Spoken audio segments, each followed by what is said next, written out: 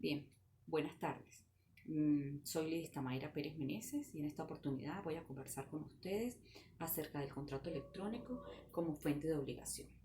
El Código Civil venezolano, en su artículo 1133, señala que el contrato es una convención entre dos o más personas para constituir reglas, transmitir, modificar y extinguir entre ellas un vínculo jurídico.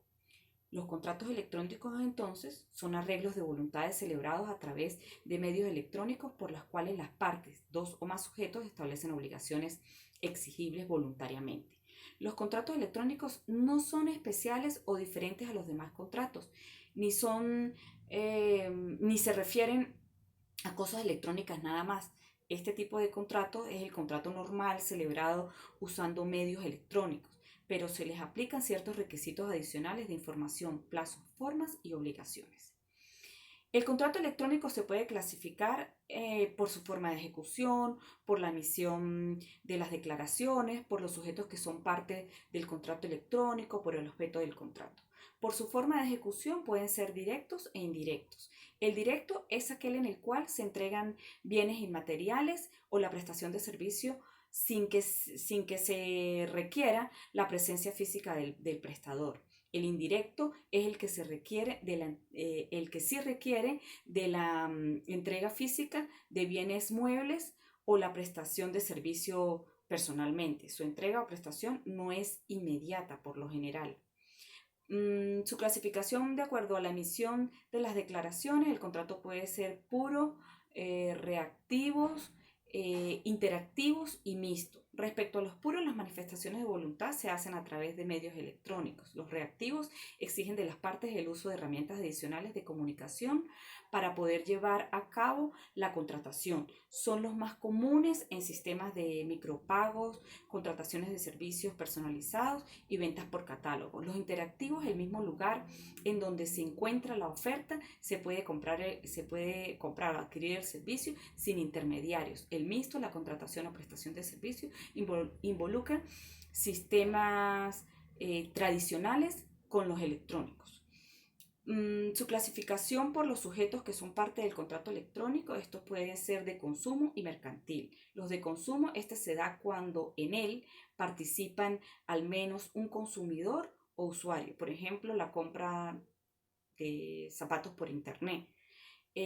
Respecto al contrato electrónico mercantil, se da cuando todas las partes contratantes son empresarios o profesionales, es decir, que lo que se compre será usado de alguna manera y luego será vendido. La clasificación por el objeto del contrato depende de lo que se venda o el servicio que se preste. Los contratos pueden ser de entrega, de prestación. De entrega puede ser de entrega material y de entrega inmaterial, y los de prestación instantánea y diferida. ¿Qué contenido tiene el contrato electrónico entonces? Generalmente cualquier compraventa que se realice a través de Internet se regula en sus diferentes aspectos a través de condiciones generales de la contratación. Esto es, cláusulas predispuestas e incorporadas a todos los contratos que se celebran con esa empresa.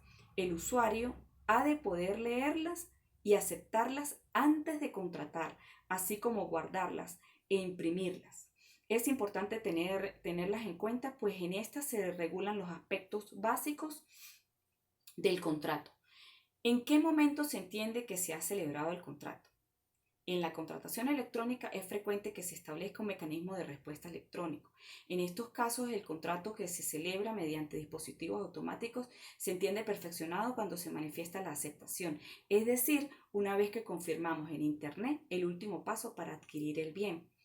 Respecto a los elementos del contrato electrónico, estos son los mismos de todo contrato que se rige en la ley venezolana, llámese Código Civil, Código de Comercio, y que solo si cumple estos elementos será considerado válido. Si cumple ciertos elementos. Estos elementos son capacidad, consentimiento libre de vicios, objeto lícito y causa lícita.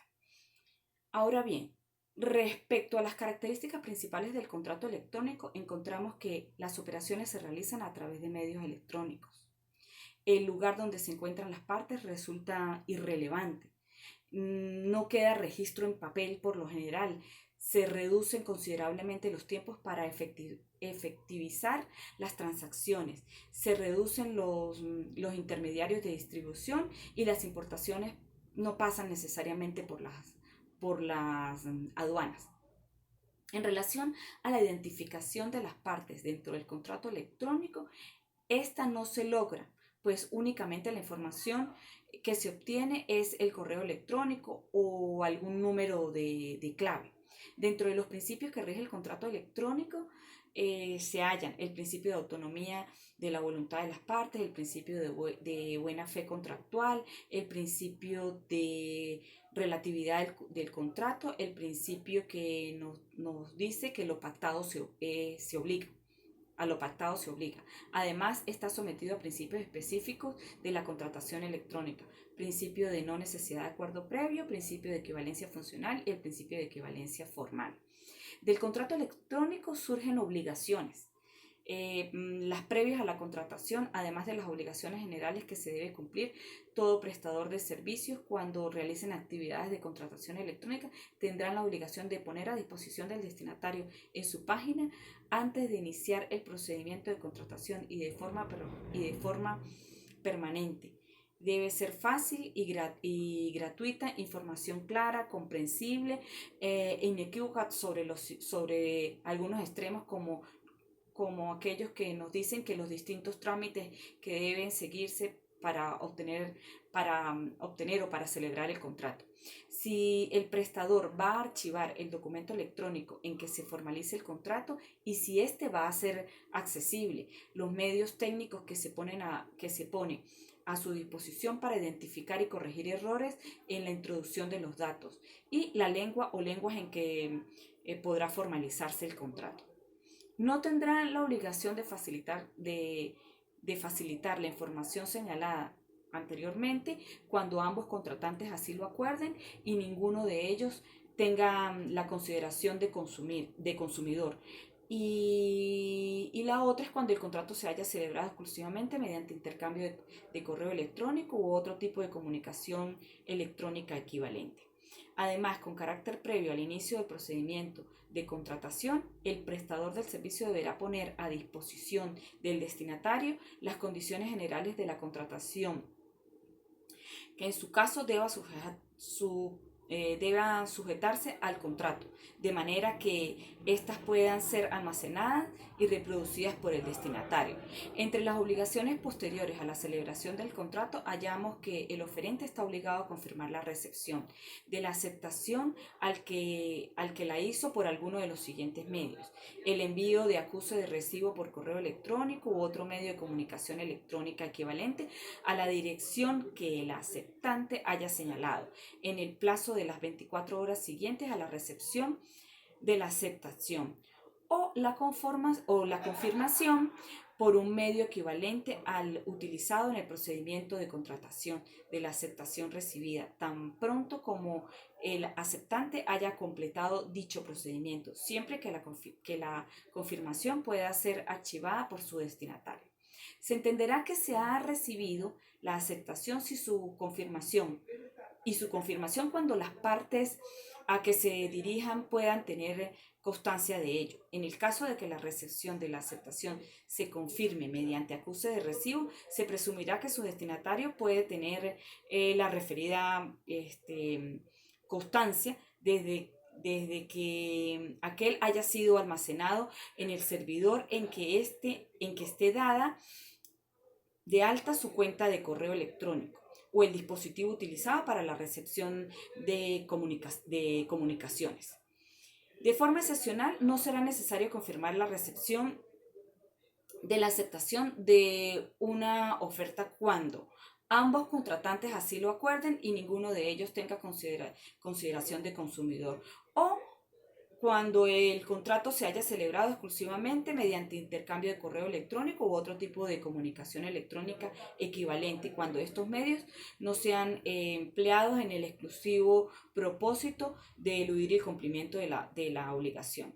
Finalmente, explicito en dónde se entiende celebrado el contrato. Y aquí tengo que acotar que los contratos celebrados por vía electrónica en los que intervenga como parte de un consumidor se presumen celebrados en el lugar en que éste tenga su residencia habitual, y los contratos electrónicos entre empresarios o profesionales en defecto de parte entre ellos se presumirá celebrado en el lugar donde esté establecido el prestador de los servicios. Me despido entonces expresando que, además de las obligaciones vistas anteriormente, es necesario tener en cuenta también las recogidas en la Ley General para la Defensa de los Consumidores y Usuarios y la Ley sobre las Condiciones Generales de la Contratación. Hasta una próxima oportunidad.